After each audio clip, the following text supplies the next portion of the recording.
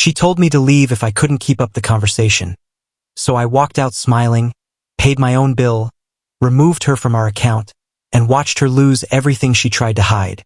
I'm 29, working in commercial real estate, and up until 3 months ago, I thought I had my future completely figured out. My girlfriend, Emma, and I had been together for 4 years. We met at a mutual friend's barbecue, one of those warm summer days where everything feels effortless. She was the type who drew attention wherever she went. Confident, charming, and always surrounded by people. She worked as a marketing manager, and her life was always moving fast: parties, networking, dinners, social events. I was the opposite: calm, reserved, the type who observes before speaking.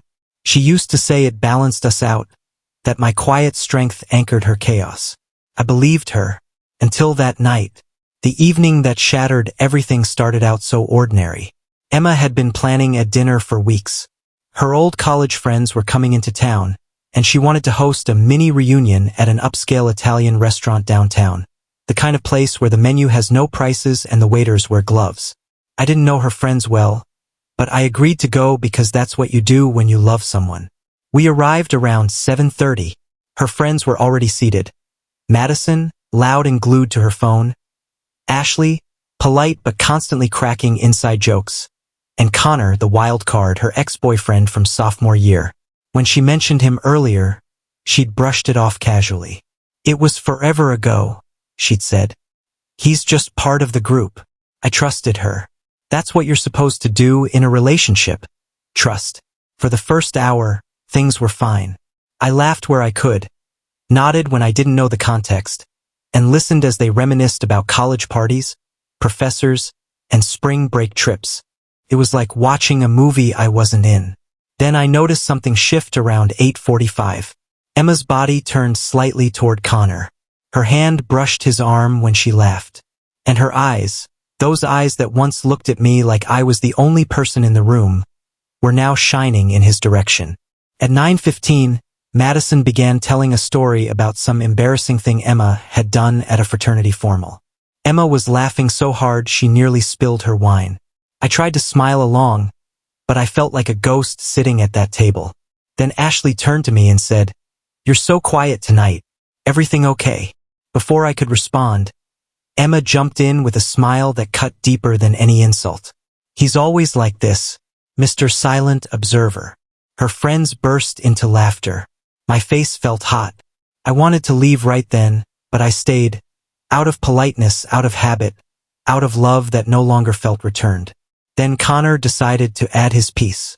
"Remember that karaoke bar we used to go to every Thursday? Emma would always drag everyone up on stage. She was wild back then." Emma grinned at him and said, "I'm still wild, just in different ways." The table went quiet. That's when I felt something break. By 9:40, her phone had buzzed 3 times. Each time, she'd glance at it, smile, and flip it face down.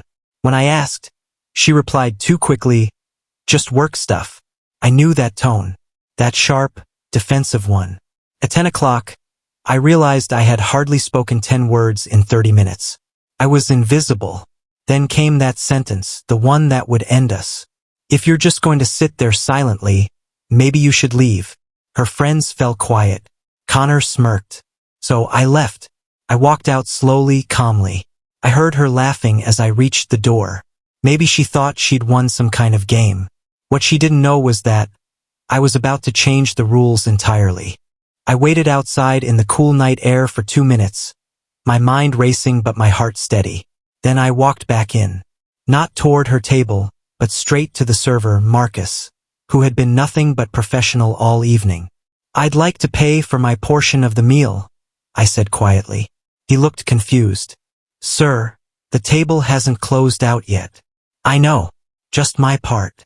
While he calculated my bill, I pulled out my phone and opened the banking app. Emma and I shared a joint credit account for household expenses and a joint savings account we'd been building for a down payment on a condo. Without hesitation, I removed her as an authorized user from the card and transferred half of the savings, my half, $16,000, into my personal account. When Marcus returned, I signed the receipt, thanked him, and walked out for the last time. That night, I drove home and began packing. Not in a rush, not out of panic, just with calm precision. My belongings went into 2 suitcases. I'd been living in her apartment for a year and a half. My name wasn't on the lease. Leaving was simple. At 11:30, my phone began buzzing relentlessly. Emma. I ignored the calls. Then the text started. Where did you go? Everyone's asking about you. Then, this is so embarrassing. Followed by, can you please come back? I didn't reply. By midnight, I was sitting in my friend Ryan's apartment with a beer in hand. He didn't ask questions. Just nodded and said I could stay as long as I needed. Around 1:40 a.m., Emma left a slurred voicemail. You're being ridiculous. It was just a joke. You're too sensitive. I didn't respond. The next morning, I woke up to 14 messages. The first few were apologetic. The rest were angry. Then came the text that confirmed she'd discovered the money transfer. You took our money? That's theft, she wrote. I finally replied, it was my money too. I took exactly half. The typing dots appeared, then disappeared, then reappeared. You're unbelievable, she finally sent. I'll get my stuff next week, I replied calmly. We're not breaking up over this, she shot back. I responded, we're not breaking up over this. We're breaking up because you humiliated me in front of your friends and flirted with your ex. Her reply was instant. Connor? Are you serious right now? I didn't bother to answer. A week passed. I moved into a small studio apartment. It wasn't much, but it was mine. Emma's messages continued, a mix of guilt and denial. On day 5, she texted, I talked to Connor. He said you're overreacting. Nothing happened. That's when I knew I'd been right all along.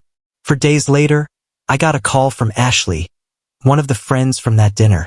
I almost didn't answer, but something made me pick up. Hey, she began, her voice cautious. I know this is weird, but I think you should know something. My heart dropped. Okay, I said quietly. After you left that night, Emma and Connor stayed behind. Madison and I left around 11. But I saw them leaving together when I was walking to my Uber. Leaving together how? I asked. She paused. Holding hands. I closed my eyes and let out a slow breath. Thank you for telling me. 2 days later, Emma called from an unknown number. Why won't you talk to me? She demanded. Because there's nothing left to say, I replied. You're throwing away 4 years over nothing. I'm not throwing anything away, I said calmly. You did that when you decided I wasn't worth basic respect. She fell silent, then tried again. Connor and I just got coffee, as friends.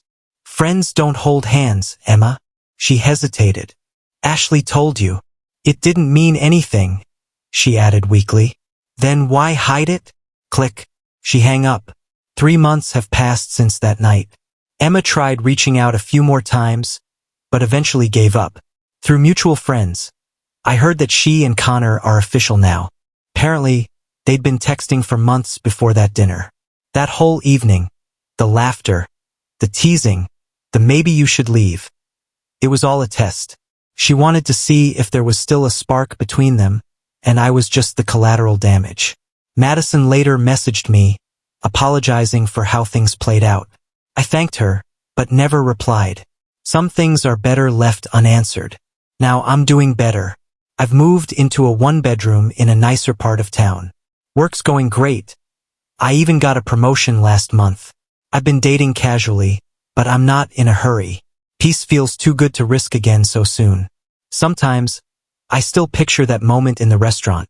Her smirk, the laughter, the sting of embarrassment. But then I remember the calm that followed. That smile I gave her as I walked out wasn't defeat. It was liberation. Paying for my own meal wasn't just about money. It was a statement, a line in the sand. It said, I see what's happening, and I'm choosing myself. Emma wanted me to disappear quietly that night. And I did, just not the way she expected. I disappeared from her life completely. Last month, I got a 3-paragraph text from her saying Connor wasn't who she thought he was. that she missed me, that she made a mistake. I didn't reply, because the truth is, the moment she told me to leave, she lost the right to ever ask me to stay again. If you ever find yourself sitting at a table where you feel invisible, remember, you deserve better. Walk away with dignity, smile quietly, and let time do the talking. Like, share, and subscribe for more stories of self-respect, strength, and starting over.